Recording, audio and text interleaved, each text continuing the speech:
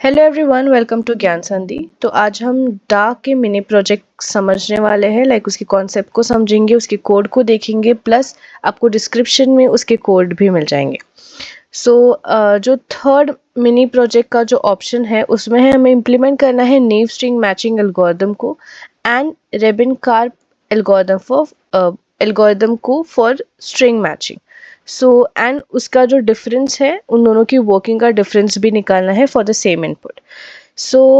Matching string matching algorithm is basically क्या है, तुमको एक टेक्स्ट दिया रहेगा, तुमको एक पैटर्न दी होगी एंड उस टेक्स्ट के अंदर हमें पैटर्न को फाइंड करना है कि वो कहाँ कहाँ पे अकर कर रहा है एंड उस जहाँ पे अकर कर रहा है उसकी फर्स्ट इंडेक्स वैल्यू को we have to return. And plus हमें चेक करना है फॉर द सेम इनपुट कि दोनों में क्या डिफरेंस आ रहा है, कितना टाइम लग रहा है दोनों को एग्जीक्यूट होने में। तो let us understand both the concept. String matching का बेसिकली मतलब क्या है, अभी बताया मैंने कि it is a process of finding occurrence of a pattern string with in a text. तो तुम्हें एक पैटर्न दी गई है एंड उस पैटर्न को तुम्हें फाइंड करना है in the text string. We compare two algorithms which is naive string matching and other is Rabin-Karp algorithm. हमें गोल है to compare the working, efficiency and performance of these both algorithms. First is naive string matching concept. तो इसके अंदर basically क्या होता है, तुमको एक पैटर्न देते हैं, एक टेक्स्ट देते हैं एंड वन बाय वन हम चेक करते जाते हैं, कैरेक्टर्स को मैच करते जाते हैं कि अभी ये सब स्ट्रिंग मिला है, क्या ये मैच कर रहे हैं कैरेक्टर्स, नहीं मैच किए अगले इंडेक्स पे जाओ, फिर चेक करेंगे मिला नहीं मिला अगले इंडेक्स पे जाओ। तो ऐसे एक एक करके हम चेक कर रहे हैं। स्लाइड कर रहे हैं the pattern one by one over the text. At each position हम कंपेयर कर रहे हैं उसके कैरेक्टर को one by one and if all character matches तो पैटर्न तुम्हें मिल गई है, इफ नहीं then you have to repeat it और एंड तक जाना है। इसकी जो टाइम कॉम्प्लेक्सिटी है वर्स्ट एंड बेस्ट केस यहाँ पे दे रखी है। जैसे फॉर एग्जाम्पल वी कैन सी यहाँ पे तुम्हें ये टेक्स्ट दे के रखा है and you have to find this pattern A B A. इस पैटर्न को तुम्हें ढूंढना है इस टेक्स्ट के अंदर। सबसे पहले हम क्या करेंगे, स्टार्ट करेंगे जीरो इंडेक्स से। जीरो इंडेक्स से कंपेयर करेंगे, ये ए मैच कर रहा है, करेक्ट। फिर उसके दूसरे कैरेक्टर को चेक करेंगे, ए मैच कर रहा है, ग्रेट। फिर थर्ड कैरेक्टर के पास जाएंगे, बी मैच कर रहा है, ग्रेट। फिर फोर्थ कैरेक्टर के पास जाएंगे, ए मैच कर रहा है, ग्रेट। यहाँ पे तुम्हें सबस्ट्रिंग मिल गई है कि इस टेक्स्ट में जीरोथ इंडेक्स से अगर तुम 4 स्टेप आगे जाओगे तो तुमको वो पैटर्न मिल रहा है। तो ये रिटर्न क्या करेगा, ये रिटर्न करेगा 0। अगेन ये आगे बढ़ेगा, अब वो यहाँ पे जाएगा, यहाँ पे जाने के बाद देखिएगा ए मैच कर रहा है, ओके हो रहा है। बी है यहाँ पे और यहाँ पे ए है, मैच नहीं कर रहा है, मैचिंग नहीं हो रही है, अगले पे जाएगा। देन वो इंडेक्स 2 पे जाएगा, इंडेक्स 2 से फर्स्ट कैरेक्टर ही मैच नहीं कर रहा है तो आगे जाएगा, फिर से पहला कैरेक्टर मैच कर रहा है। तो ऐसे कर करके वो सारे वैल्यूज देखेगा एक एक करके, कैरेक्टर बाय कैरेक्टर, एंड उसे मिलेगा कि 0th इंडेक्स पे, 9th इंडेक्स पे एंड 12th इंडेक्स पे उनको वैल्यूज मिल रही है। अभी हम इसे पहले कोड में देखते हैं, उसके बाद हम रेबिन कार्प एल्गोरिदम को समझेंगे। तो अभी समझते हैं कि नेव सर्च का कोड कैसा होता है। तो first you have to import time random and string. तो सबसे पहला फंक्शन है तुम्हारा नेव सर्च का, जिसके अंदर तुम 2 इनपुट ले रहे हो। First one is text and other one is pattern. Text के अंदर तुम्हारी एक्चुअल टेक्स्ट है एंड जो पैटर्न है वो तुम्हें फाइंड करना है उस टेक्स्ट के अंदर। सबसे पहले दोनों की लेंथ को स्टोर कर दो NNM के अंदर एंड इंडाइसेस में बेसिकली तुम स्टोर करके रख रहे हो कहाँ कहाँ पे, कौन से इंडेक्स पे तुम्हारी पैटर्न मिल रही है। ओके, सबसे पहले फॉर लूप में जाओगे। फॉर लूप में क्या होगा, तुम फर्स्ट वाला जो तुम्हारा फॉर लूप है वो तुम्हारे स्लाइडिंग पैटर्न को शो कर रहा है over the text 1 index at a time. तो यहाँ पे टेक्स्ट के लिए ये पैटर्न को मैच करने के लिए है ओवर द टेक्स्ट, इसके लिए तुम्हारा ये आउटर लूप यूज हो रहा है। एंड वेरएस तुम्हारा जो इनर लूप है ये बेसिकली तुम्हारे कैरेक्टर बाय कैरेक्टर मैचिंग के लिए है। ये हर कैरेक्टर को मैच कर रहा है। इफ कैरेक्टर सेम हो रहा है तो जे इंक्रीमेंट होगा, इफ नहीं हो रहा है तो वो ब्रेक होके अगले कैरेक्टर पे चला जाएगा एंड फिर से सेम चीज़ पैटर्न को मैच करेगा टेक्स्ट के साथ and character by character matching. तो हर बार यही चीज़ हो रही है। एंड इफ़ तुम्हें फुल मैच मिल रहा है तो तुम्हारा जो इंडेक्स है वो अपेंड किया जाएगा इन इंडाइसेस, मतलब जो रिजल्ट जहाँ पे तुम्हारे इंडाइसेस के रिजल्ट स्टोर है वहाँ पे ये पूरा तुम्हारा स्टोर हो जाएगा। एंड देन तुम उस इंडाइसेस वाले लिस्ट को तुम रिटर्न कर रहे हो basically. So Rabin Karp algorithm के कॉन्सेप्ट को सबसे पहले समझते हैं, then will move on to its code.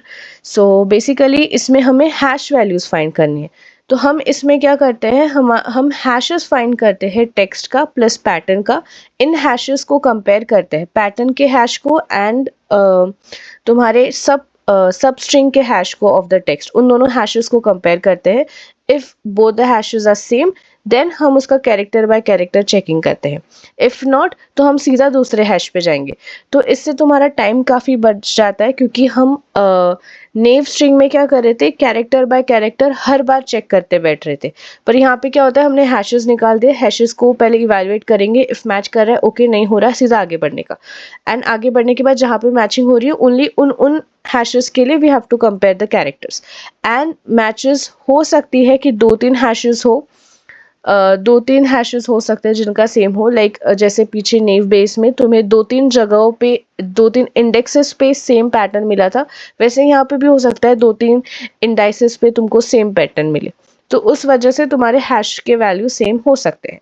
यहाँ पे इसकी time and worst average case time complexity and worst के केस टाइम कॉम्प्लेक्सिटी दे के रखी है।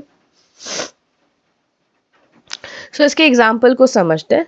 तो सबसे पहले हैशिंग कॉन्सेप्ट सिमिलर है जो हमने डीएसए में पढ़ा था।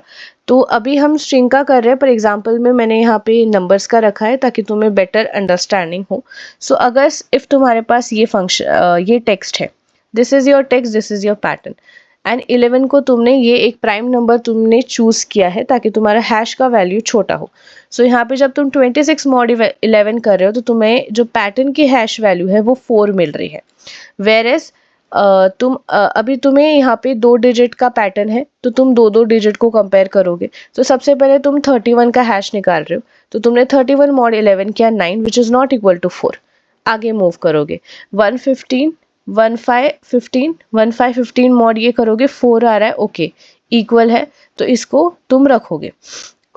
उसके बाद तुम आगे जाओगे 52 का निकालोगे हैश, 4 नहीं आ रहा है नॉट इक्वल, 26 पे 4 आ रहा है ओके, 65 पे आ रहा है ओके। एंड जहाँ पे आ रहा था लाइक 15 पे आ रहा था, 26 पे आ रहा था, तो यहाँ पे अब तुम कैरेक्टर बाय कैरेक्टर चेक करोगे। तो यहाँ पे 15 पे पहले चेक होगा, 2 and 1 first character he match नहीं कर रहा है तो आगे जाएंगे, ये वाला है ही नहीं वैल्यू। 26 पे जब चेक करोगे तो 2 एंड 2 भी मैच कर रहा है एंड 6 एंड 6 भी मैच कर रहा है।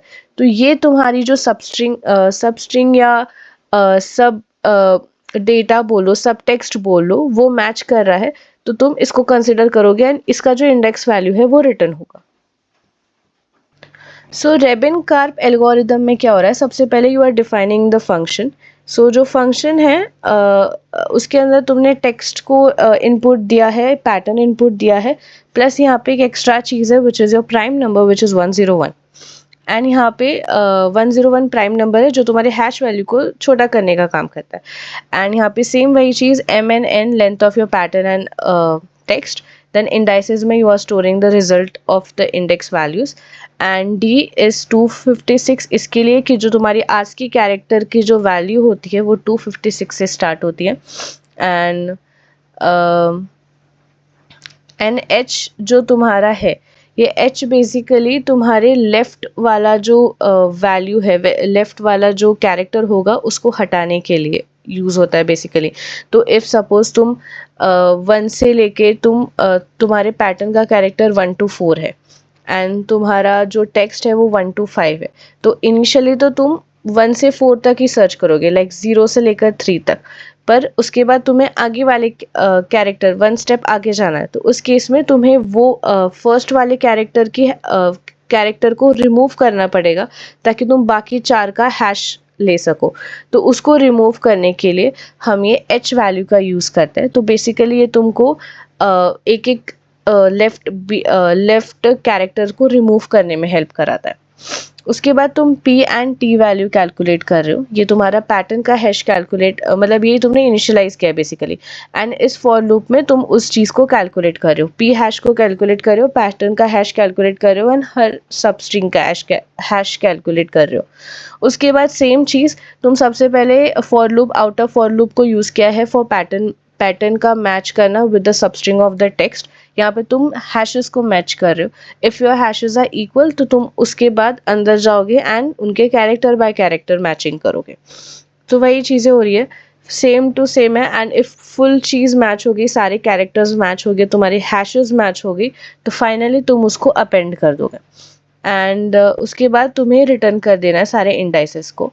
देन जनरेट फंक्शन में यहाँ पे नॉर्मल एक टेक्स्ट जनरेट करने के लिए है, एंड देन मेन फंक्शन में तुमने कुछ टेस्ट केसेस रखी है, जैसे मैंने यहाँ पे 4 टेस्ट केसेस दिए हैं, तुम्हारे टेक्स्ट को दिया है प्लस योर पैटर्न्स दिए हैं, एंड यहाँ पे नॉर्मल प्रिंट फंक्शन है। तुम्हें परफॉर्मेंस भी चेक करना है दोनों का, लाइक नेव का एंड रैबिन कार्प का। तो इसके लिए तुमने मैंने टाइम का यूज़ किया है। तुम स्टार्ट टाइम को नोट कर रहे हो, ख़त्म होने के टाइम को नोट कर रहे हो एंड दोनों का माइनस कर रहे हो, तो तुम्हें प्रॉपर एग्जीक्यूशन टाइम मिल रहा है, कितने सेकेंड्स में कौन सा एल्गोरिदम ने कितना टाइम लिया। एंड देन उसी चीज़ को तुमने प्रिंट भी किया है कि इस लेंथ के इंडाइसेस के लिए इतने अकरेंस मिले एंड इसको इतना टाइम मिला। सो ये सारी चीज़ें हो रही है। देन यू आर कैलकुलेटिंग कि कौन किससे कितना बड़ा है, एंड देन उसका प्रिंट हो जाएगा। इफ़ नेव बड़ा है तो naive is faster, if your Rabin Karp is बड़ा तो देन वो फास्टर है। तो